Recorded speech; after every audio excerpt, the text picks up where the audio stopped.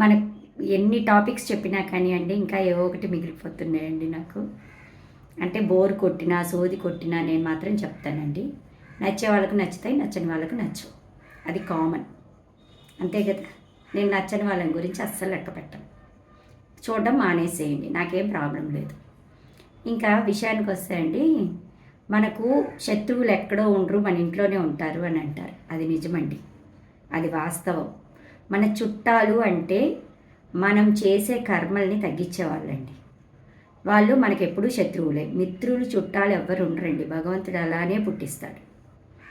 వాళ్ళు మనకు పాప విమోచనం చేయడానికి, మనకు కష్టాలు కలిగించడానికి, మన ఇబ్బంది పెట్టడానికే దేవుడు మనకు చుట్టాలని చేస్తాడు. వాళ్ళ వల్ల మనకు ఆపదలు తప్పితే మంచి అనేది జరగదండి. మీకు ఒక ఉదాహరణ చెప్తానండి. సీతాదేవి ఉంది కదమ్మా, సీతాదేవి ఆవిడ ఫస్ట్ రావణుడు శివుడికి ఘోర తపస్సు చేస్తాడండి పిల్లల కోసం రావణాసురుడు ఘోరమైన తపస్సు చేశాడు.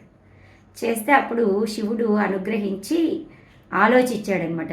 శివుడు ఈ రావణాసుడికి కానీ నేను సంతానాన్ని కలగజేస్తే ఇంతకు మించిన రాక్షసులు తయారైపోతారు భూలోకంలో, రాక్షస గణాలు పెరిగిపోతాయి. భగవంతుడు ఎప్పుడు రాక్షసుల్ని భక్తుల్ని చేసుకొని వాళ్ళ పవర్ని తగ్గించేయాలని చూస్తాడు.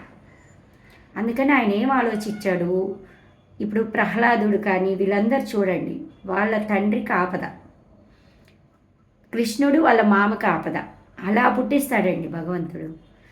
అందుకని ఏం చేశాడు, శివుడు ఆలోచించి ఒక ఫలాన్ని ఇచ్చాడనమాట రావణాసుడికి. ఇది ఎత్తుకెళ్ళి మండోదరికి ఇవ్వు, ఆమెకు తింటే సంతానం కలుగుతుంది, దానివల్ల నీకు వంశవృద్ధి చెందుతుంది అని అంటాడు. రాక్షస వంశవృద్ధి దేవుడు కోరుకోడు కదా.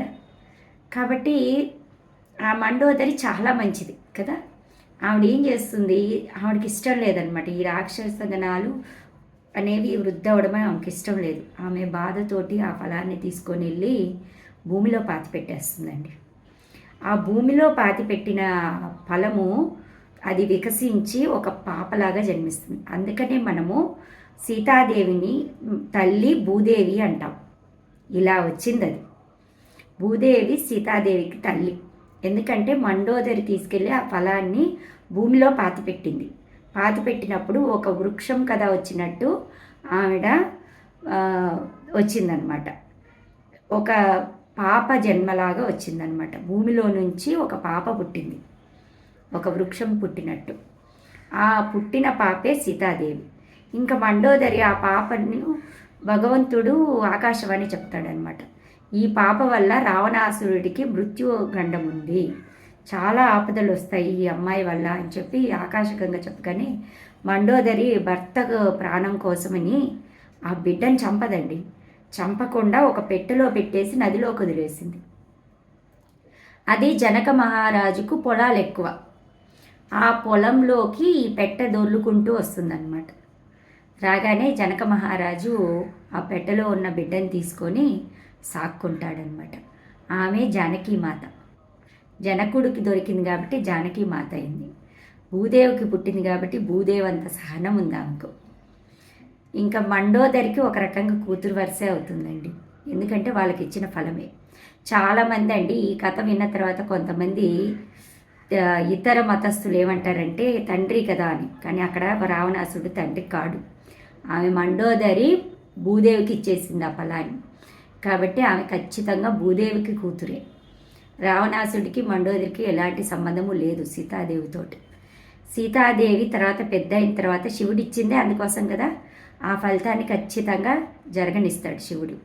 కాబట్టి సీతాదేవి వల్లే ఆపద కలిగి రావణాసుడు చంపబడ్డాడు.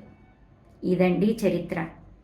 కాబట్టి మనకు పుట్టే బిడ్డలు మనకి ఏ కర్మ ఫలాన పుడతారో మనకు తెలియదండి. మనకు దొరికే చుట్టాలు కూడా అలాగే దొరుకుతారు. ఓకేనా?